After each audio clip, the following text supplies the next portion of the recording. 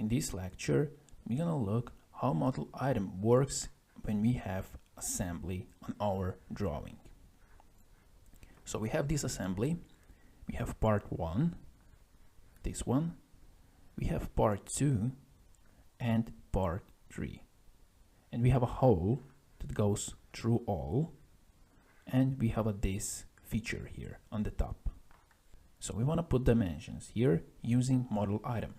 So let's go to annotation and model item.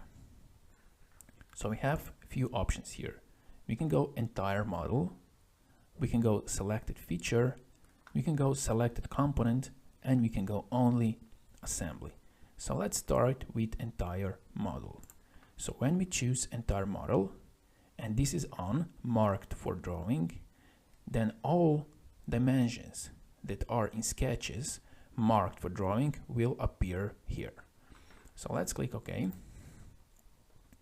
And now we see that we have those dimensions that are in sketches of those 3 parts marked for drawing.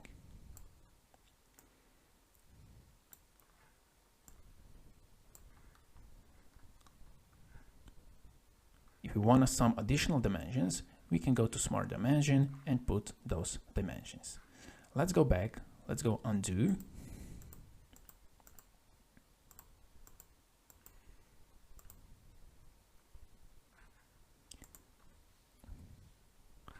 So let's go to model items again, and let's choose now selected feature. So we're gonna choose this feature here on the top. So click on it.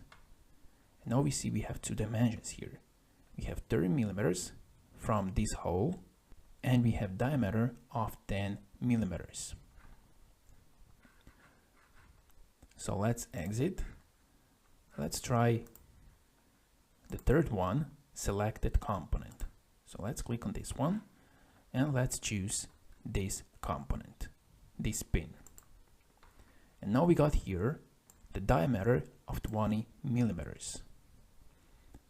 All those dimensions are created in Sketch and now are important into our drawing. Let's exit and let's show the fourth option that we have only assembly. What this means.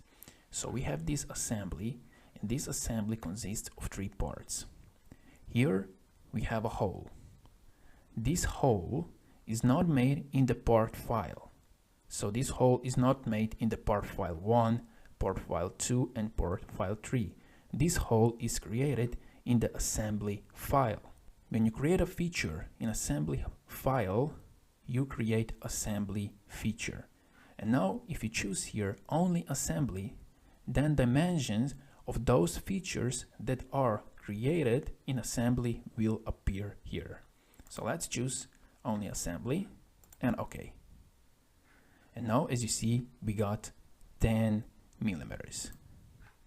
So when you're looking for assembly feature, the feature that is created in assembly, and you don't know if this feature is created in assembly or in the parts, you can use this model item and only assembly.